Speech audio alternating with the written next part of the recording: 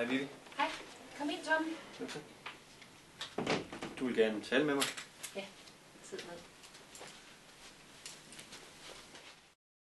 Nå, Torben. Jeg har kaldt dig ind, fordi vi skal have en samtale. Fordi jeg har hørt nogle rygter nede fra din afdeling om, at det fungerer simpelthen ikke. Der er en hel masse deadlines, som du ikke har mødt igennem de sidste 3 måneder.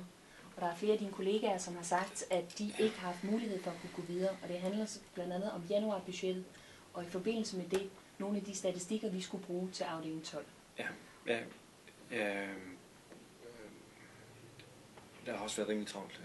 Ja, men altså, det er jo noget, vi ligesom alle sammen står med. Så jeg er nødt til fra din side at få en fuldstændig forståelse af, at vi til dels skal have det januarbudget på plads. Til dels så skal du sende statistikkerne ned, som vi lavede i sidste uge. Dem skal du sende ned til afdeling 12. Ja. Og det skal faktisk ske inden på mandag. Jeg skal få nok til weekenden i brug. Okay? Fordi det kan ikke blive ved med at gå, som det gør nu. Og som jeg siger det, så har vi 2 valgmuligheder. Og den ene, det er, at du får tingene i orden. Og den anden, det er, at vi ophører samarbejde.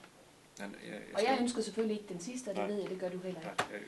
Så et eller andet sted, hvis vi kan lave en handlingsplan, der hedder nu, at det bliver afleveret ned til, og det er Carsten Jensen, der sidder nede i afdeling 12, der skal have det. Så hvis du kan aflevere det til ham på mandag, og så har du budgettet klar også. Ikke? Ja. Det er sådan er vilkårene. Ja, jeg plejer jo heller ikke at... Nej, og det er også derfor, det undrer mig lidt, at det er kommet så langt ud. Men ved du hvad? Hvis det bliver i orden til på mandag, så slår vi en streg over det. Okay, fedt, tak. Okay, godt. Du kan selv.